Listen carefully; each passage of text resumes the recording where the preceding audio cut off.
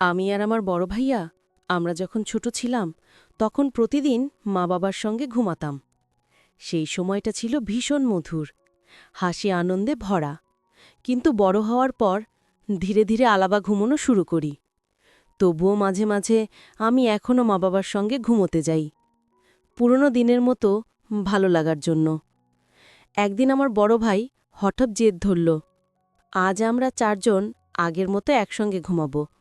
মা বাবাও রাজি হলেন। রাতে সবাই একসঙ্গে বিছানায় শুয়ে পড়লাম। কিন্তু তারপর যা ঘটল, সেই সম্পূর্ণ ঘটনাটি আপনাদের এই ভিডিওটির মাধ্যমে জানাবো। তাই ভিডিওটি না টেনে সম্পূর্ণ দেখবেন।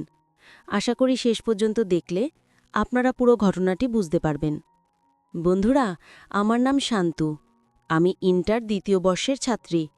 বয়স ২২ বছর। আর আমার বড় ভাইয়ের নাম শাহিন। তার বয়স ২৫। সে এখনও পড়াশোনা করছে। রাতের বেলা আমরা সবাই খাওয়া শেষ করলাম। হঠাৎ ভাইয়া মা বাবার দিকে তাকিয়ে বলল, মা বাবা, তোমাদের জন্য আমি ১ গ্লাস দুধ নিয়ে আসি। তোমরা দুজনে খাও, তারপর ভালো ঘুম হবে। আমি চমকে ভাবলাম, হঠাৎ ভাইয়া এভাবে মা বাবার খেয়াল রাখছে। আগে কখনো তাকে এভাবে দুধ দিতে দেখিনি। মা বাবাও হাসতে হাসতে বললেন, ঠিক আছে, তাহলে তুমি দুধ নিয়ে এসো, আমরা দুজন খেয়ে তারপর ঘুমাবো। তারপর ভাইয়া দুধ আনতে গেল। আমি মা বাবার সঙ্গে গল্প করছিলাম। প্রায় ১০ মিনিট হয়ে গেল, তবুও ভাইয়া আসলো না। তখন আমি একটু বাইরে গিয়ে দেখলাম ভাইয়া নেই। কিছুক্ষণ পরে ভাইয়া বাইরে থেকে ফিরে এলো। আমি বললাম, ভাইয়া, তুমি কোথায় গিয়েছিলে রাতের বেলায়? ভাইয়া বলল, আমি একটু ফার্মাসিতে গিয়েছিলাম, মাথা ব্যথা হচ্ছে তাই ওষুধ আনতে গিয়েছিলাম। আমি অবাক হয়ে ভাবলাম, তুমি এতক্ষণ ঠিকই ছিলে, হঠাৎ করে মাথা ব্যথা? তারপর ভাইয়া বলল, শান্তু, তুই ঘরে যা, আমি মা বাবার জন্য দুধ নিয়ে আসছি। তারপর ভাইয়া দুধ নিয়ে এলো। মা বাবা দুধ খেতে শুরু করলেন। আর দুধ খাবার সঙ্গে সঙ্গে তারা ধীরে ধীরে শান্ত হয়ে ঘুমিয়ে পড়লেন। আমি অবাক হয়ে দেখলাম কিভাবে এত দ্রুত তারা আরামদায়ক ঘুমে চলে গেল।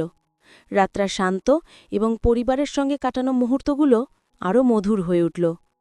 মা বাবা একপাশে শান্তভাবে ঘুমিয়ে পড়লেন, আর আমাদের জন্য তাদের পাশে জায়গা রেখে দিয়েছিলেন। আমরা সেই পাশে ঘুমানোর জন্য প্রস্তুতি নিলাম, যেন আরামদায়কভাবে রাতটা কাটাতে পারি। ঘরের শান্তি আর পারিবারিক ভালোবাসা সত্যিই রাতটাকে বিশেষ করে তুলেছিল। আমরা ধীরে ধীরে সেই পাশে শুয়ে পড়লাম।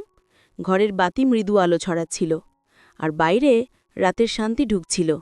ঠিক সেই সময় হঠাৎ মনে হলো, কিছু একটা এমন ঘটেছে যা আমরা আগে কখনো লক্ষ্য করিনি।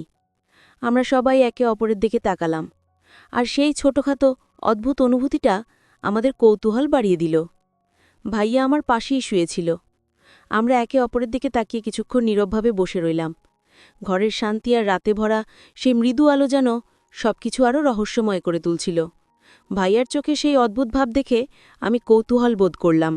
সে কি কিছু ভাবছে, নাকি আমরা দুজনের জন্য কিছু পরিকল্পনা করছে? আমরা কিছুক্ষণ নীরবভাবে শুয়ে রইলাম। হঠাৎ মনে হলো ভাইয়া যেন আমাদের দিকে তাকিয়ে কিছু ভেবে দেখছে। আমি কৌতূহল নিয়ে তার দিকে তাকালাম, কিন্তু সে শুধু হাসল। সেই ছোট্ট হাসিটা যেন পুরো ঘরটাকে আরও রহস্যময় করে তুলল। আমরা নীরবভাবে শুয়ে রইলাম, কিন্তু ঘরের মধ্যে একটা অদ্ভুত উচ্ছ্বাস অনুভব করা যাচ্ছিল। ভাইয়া চোখ বন্ধ করল না, বরং মাঝে মাঝে কিছুক্ষণ তাকিয়ে থাকল। আমি কৌতূহল নিয়ে তার দিকে তাকালাম। হঠাৎ মনে হলো ভাইয়া যেন চুপচাপ কিছু পরিকল্পনা করছে, কিছু এমন যে আমরা আগে কখনো দেখিনি। তার চোখে এক ধরনের শান্ত রহস্যময় ভাব ছিল। ভাইয়া আমাকে তাকিয়ে দেখছিল, আর আমিও তাকে তাকিয়ে দেখছিলাম। হঠাৎ সে বলল, কিরে, তুই এখনো ঘুমাচ্ছিস না? আমি বললাম, আমারও তো সেম প্রশ্ন, তুমিও এখনো ঘুমাচ্ছ না? ভাইয়া বলল, মা বাবা তো দেখ কত সুন্দর ঘুমাচ্ছে, তুইও ঘুমিয়ে পড়। আমি বললাম, ভাইয়া, ঘুম ধরছে না। ভাইয়া হেসে বলল, আমারও তো ঘুম ধরছে না। ঘরের নীরবতা আর ভাইয়ার সঙ্গে চোখের যোগাযোগ রাতটাকে আরও রহস্যময় করে তুলল। হঠাৎ ভাইয়া নরম গলায় বলল, কিরে, তুই কি প্রেম করিস? আমি একটু চমকে গেলাম। এমন প্রশ্ন ভাইয়ার মুখে আগে কখনো শুনিনি। আমি বললাম, না ভাইয়া, আমি প্রেম করি না। ভাইয়া হালকা হাসল, তারপর শান্ত গলায় বলল, আমি জানি তুই প্রেম করিস, কিন্তু আমাকে বলছিস না। আমি অবাক হয়ে তার দিকে তাকালাম। বললাম, না ভাইয়া, লুকোনোর কি আছে? আমি যদি প্রেম করতাম তাহলে তোমাকে বলতামই। ভাইয়া কিছুক্ষণ চুপ করে রইল। যেন কিছু ভাবছে। ঘরের বাতাসটা হঠাৎ একটু ভারী মনে হচ্ছিল, কিন্তু তার মুখে সেই হালকা রহস্যময় হাসিটা ঠিকই রয়ে গেল। তারপর ভাইয়া একটু ক্লান্ত হয়ে বলল, আমার মাথা খুব ব্যথা করছে, একটু আমার মাথা ম্যাসাজ করে দিবি? আমি বললাম, আচ্ছা ঠিক আছে। তো সেই সময় আমি ভাইয়ার মাথার ম্যাসাজ করতে শুরু করলাম। আস্তে আস্তে যত্ন সহকারে আমি তার মাথায় হাত বুলাচ্ছিলাম। মাথার নরম স্পর্শ আর ঘরের শান্তি রাতটাকে আরও আরামদায়ক এবং রহস্যময় করে তুলছিল। ভাইয়া চোখ বন্ধ করে একটু স্বস্তি অনুভব করল, আর আমি ধীরে ধীরে মৃদু হাসি দিয়ে তার মাথার ম্যাসাজ চালিয়ে যাচ্ছিলাম। ঘরের নীরবতা, বাতির হালকা আলো আর এই ছোট্ট মুহূর্ত আমাদের দুজনের মধ্যে এক অদ্ভুত শান্তি আর সান্ত্বনার অনুভূতি এনে দিচ্ছিল। তারপর আমি আস্তে আস্তে ভাইয়ার মাথার ম্যাসাজ করতে শুরু করলাম। তার মাথার নরম স্পর্শে যেন ঘরের সব শান্তি আরও গভীর হয়ে গেল।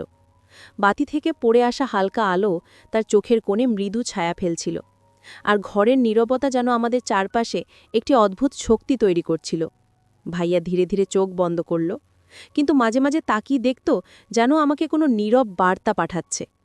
আমি তার চোখের দিকে তাকালাম, আর সেই নিঃশব্দ দৃষ্টিতে মনে হলো যেন সে শুধু আরাম অনুভব করছে না, বরং কিছু বলতে চাইছে যা কথায় বলা সম্ভব নয়। ঘরের হালকা বাতাস তার চুলের ছোঁয়া মৃদু করে বয়ে যাচ্ছিল, আর আমার হাত ধীরে ধীরে তার মাথার উপর বুলাচ্ছিল। সেই স্পর্শে যেন রাতের সব রহস্য আমাদের চারপাশে ঘনীভূত হচ্ছে। এক ধরনের শান্তি, এক ধরনের রহস্যময়তা, যা আগে কখনো অনুভব করিনি। আমরা দুজন নীরবে শুয়ে রইলাম, কিন্তু সেই মুহূর্তে ঘরের প্রতিটি শব্দ, প্রতিটি ছায়া যেন আমাদের গল্প বলছিল। একটি গল্প যা শুধুই আমাদের। একটি মৃদু হাসি, একটি নীরব স্পর্শ, আর সেই অদ্ভুত শান্তি। ভাইয়া হঠাৎ নিঃশব্দে বলল, শান্ত, রাতটা কেমন সুন্দর, তাই না? আমি হেসে বললাম, হ্যাঁ ভাই, আজকের রাতটা একেবারেই অন্যরকম। ঘরের নীরবতা আর রহস্যময় আলো আমাদের চারপাশে যেন একটি অদৃশ্য কাব্য রচনা করছিল। প্রতিটি নিঃশ্বাস, প্রতিটি নরম স্পর্শ, সব মিলিয়ে রাতটাকে এক ধরনের অলৌকিক মুহূর্তে পরিণত করেছিল। আমি ভাইয়ার মাথার উপর হাত রেখে ধীরে ধীরে তাকিয়ে রইলাম। হঠাৎ মনে হলো ঘরের নিঃশব্দতা আমাদের চারপাশে কোনো অদৃশ্য সুর বুনছে। ভাইয়া হালকা হেসে বলল, শান্ত, কখনো কি লক্ষ্য করেছ এই ঘরটা রাতে অন্যরকম লাগে? আমি চুপ করে তার দিকে তাকালাম। সত্যি, ঘরের আলো বাতাসের হালকা ঝাপটা, মা বাবার শান্ত ঘুম, সব মিলিয়ে এমন এক রহস্যময় অনুভূতি সৃষ্টি করেছে যা দিনের আলোতে কখনো অনুভব করা যায় না। ভাইয়া আমার দিকে একটু বিকট হয়ে বলল, শান্ত, এই শান্তি, এই মুহূর্ত মনে রাখবি। জীবনে এমন রাত খুব কম আসে। আমি ধীরে ধীরে হেসে বললাম, হ্যাঁ ভাই, আজকের রাতটা একেবারেই অন্যরকম। ঘরের নীরবতা আর রহস্যময় আলো আমাদের চারপাশে যেন একটি অদৃশ্য কাব্য রচনা করছিল। প্রতিটি নিঃশ্বাস, প্রতিটি নরম স্পর্শ, সব মিলিয়ে রাতটাকে এক ধরনের অলৌকিক মুহূর্তে পরিণত করেছিল। রাতটা এক অদ্ভুত রহস্যময় মুহূর্তে রূপান্তরিত হয়েছে, যা শুধুই আমাদের দুজনের জন্য। ভাইয়া হঠাৎ হালকা কণ্ঠে বলল, শান্ত, জীবনে অনেক সময় আসে যখন কথা না বলে শুধুই অনুভব করাটাই যথেষ্ট। আমি শুধু তার দিকে তাকিয়ে রইলাম। সেই নিঃশব্দ মুহূর্ত, সেই নীরব চোখের যোগাযোগ, সব মিলিয়ে রাতটাকে এক গভীর রহস্যময় অভিজ্ঞতায় পরিণত করেছিল। ভাইয়ার মাথা ম্যাসাজ করতে করতে সে কিছুক্ষণ পর ঘুমিয়ে পড়ার ভান করল। আমি ভেবেছিলাম এবার সে নিশ্চয়ই ঘুমিয়ে গেছে। আমি নিজেও ঘুমানোর জন্য প্রস্তুতি নিলাম। চোখ বন্ধ করতে লাগলাম, কিন্তু হঠাৎ লক্ষ্য করলাম ভাইয়া বিছানার উপর নড়াচড়া করছে। সেই মুহূর্তে সব ভান ভেঙে গেল। আমি বুঝতে পারলাম এবার সত্যি যে ভাইয়ার ঘুম আসেনি, সেটা আর কোনো ভান নয়। ঘরের নীরবতা যেন আরও গভীর হয়ে উঠল। বাতির মৃদু আলো ছড়িয়ে পড়ছিল, আর ভাইয়ার অল্প অস্থির নড়াচড়া রাতের রহস্যময়তা আরও বাড়িয়ে দিল। আমি চুপচাপ তার দিকে তাকালাম। হঠাৎ মনে হলো আজকের রাতটা কোনো সাধারণ রাত নয়, কিছু একটা ঘনিষ্ঠ এবং অদ্ভুত মুহূর্ত আমাদের চারপাশে বোনা হয়েছে। আমি চুপচাপ তাকিয়ে রইলাম। ভাইয়ার প্রতিটি নড়াচড়া যেন আমার কৌতূহল আরও তীব্র করে তুলছিল। ঘরের নীরবতা, রাতের মৃদু বাতি, আর বাইরে হালকা হাওয়ার শব্দ, সবকিছু একসাথে মিলিয়ে এক ধরনের অদ্ভুত অনুভূতি সৃষ্টি করেছিল। মনে হচ্ছিল এই রাতটা শুধু ঘুমানোর রাত নয়, বরং কিছু অজানা রহস্যের শুরু। ভাইয়া আমার দিকে কখনো সরাসরি তাকাচ্ছিল না, কিন্তু তার চোখের কোণে সেই অদ্ভুত জিজ্ঞাসা এবং পরিকল্পনার ছাপ আমি স্পষ্ট দেখছিলাম। তার ছোট ছোট নড়াচড়া, হালকা শ্বাসপ্রশ্বাসের ছন্দ, সবকিছু যেন এক রহস্যময় নাটকের অংশ।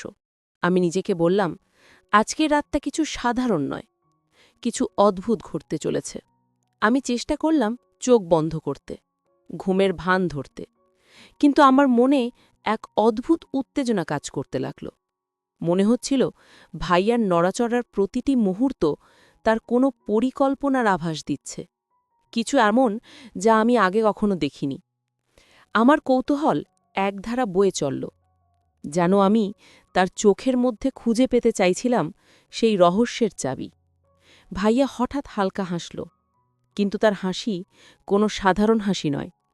সেটি ছিল এক ধরনের নীরব সংকেত, যা বলে, আমি জানি তুমি ভাবছ, কিন্তু সত্যি কি তুমি সব বুঝতে পারছ? আমি নিঃশব্দে তার দিকে তাকালাম এবং অনুভব করলাম ঘরের শান্তি, রাতের নীরবতা আর দুইজনের মধ্যে সেই অদ্ভুত যোগাযোগ এক অজানা রোমাঞ্চ তৈরি করেছে। প্রতিটি মুহূর্ত যেন দম বন্ধ করে দিচ্ছিল। আমি নিজেকে নিয়ন্ত্রণ করতে পারছিলাম না। মনে হচ্ছিল রাতের আলো, ঘরের শান্তি, ভাইয়ার চোখ সবই মিলিয়ে আমাকে এক রহস্যময় জগতে টেনে নিচ্ছে। হঠাৎ মনে হলো এই রাতের শেষ মুহূর্তে কিছু এমন ঘটবে যা আমার মন থেকে কখনো যাবে না। আমি চুপচাপ চোখ বন্ধ করার চেষ্টা করছিলাম, কিন্তু মনে হচ্ছিল ভাইয়া যেন কিছু বলার অপেক্ষায় আছে। হঠাৎ সে হালকা গলায় বলল, শান্তু, রাতটা সত্যিই শান্ত, তাই না? আমি হেসে বললাম, হ্যাঁ ভাই, আজকের রাতটা একেবারে অন্যরকম। ভাইয়া ধীরে ধীরে শ্বাস নিল, আর তার চোখে সেই মৃদু আনন্দের ছাপ ছিল। আমি বুঝতে পারছিলাম আজকের রাতটা শুধু ঘুমানোর রাত নয়, বরং এক ধরনের নীরব সম্পর্কের মুহূর্ত, যা কথায় বলা সম্ভব নয়। তারপর ভাইয়া হঠাৎ হালকা কণ্ঠে বলল, শান্তু, জীবনে অনেক সময় আসে যখন শুধু অনুভব করাটাই যথেষ্ট। আমি চুপ করে তার দিকে তাকালাম। ঘরের নীরবতা, বাতির হালকা আলো আর বাইরের হাওয়ার ঝাপটা সব মিলিয়ে যেন রাতটা কি আরও গভীর এবং রহস্যময় করে তুলছিল। আমি ধীরে ধীরে তার পাশে মাথা হেলালাম, আর সে হালকা হাসল। সেই হাসিটা কোনো শব্দ নয়, বরং এক ধরনের শান্তি এবং আত্মবিশ্বাসের বার্তা দিচ্ছিল। আমরা দুজন নীরবে শুয়ে রইলাম, এবং সেই অদ্ভুত শান্তি রাতের প্রতিটি মুহূর্তকে বিশেষ করে তুলল। আমি চুপচাপ শুয়ে রইলাম, চোখ দিয়ে তার প্রতিটি নড়াচড়া লক্ষ্য করছি। মনে হল ভাইয়া নিশ্চয় ভেবেছে আমি ঘুমিয়ে গেছি, কিন্তু আমি চোখ বন্ধ করিনি। অন্ধকারে তার ধীর পায়ের শব্দ, ধীর শ্বাস সবই স্পষ্ট বোঝা যাচ্ছিল। ধীরে ধীরে সে বিছানা থেকে উঠে দাঁড়াল। আমি অদ্ভুত উত্তেজনা অনুভব করছিলাম। কি হচ্ছে, কেন সে এমন করছে, বুঝতে পারছিলাম না। সে আস্তে আস্তে ঘরের মধ্যে হেঁটে চলে গেল, যেন কোনো রহস্যময় উদ্দেশ্য পূরণের চেষ্টা করছে। তার হাত দিয়ে দরজার কিগুলি স্পর্শ করল। আমি চুপচাপ তাকিয়ে রইলাম। দরজা খোলার মুহূর্তে বাইরে হালকা বাতাসে সে ঘরের নীরবতাকে আরও গভীর করে দিল। সে ধীর গতিতে দরজা খুলল, আর কিছুক্ষণ পরে সম্পূর্ণ নিঃশব্দভাবে বাইরে চলে গেল। আমি শুয়ে রইলাম, মনে ভীষণ কৌতূহল, অদ্ভুত উত্তেজনা আর কিছুটা চিন্তার মিশ্রণে। মনে হচ্ছিল এই রাতের রহস্য শেষ হয়নি, বরং এখন শুরু হচ্ছে, এবং আমি সব দেখছি, সব অনুভব করছি। তো বন্ধুরা, গল্পটি কিন্তু এখানেই শেষ নয়। এই গল্পটির দ্বিতীয় পর্বে পুরো ঘটনাটি বলা হবে। তাই আপনারা যদি দ্বিতীয় পর্বের ভিডিও পেতে চান, তাহলে অবশ্যই এই চ্যানেলটি এক্ষুনি সাবস্ক্রাইব করে পাশে থাকা অল নোটিফিকেশন অন করে রাখবেন। আর আগে থেকে যারা সাবস্ক্রাইব করে রেখেছেন, আপনাদেরকে জানাচ্ছি অসংখ্য ধন্যবাদ।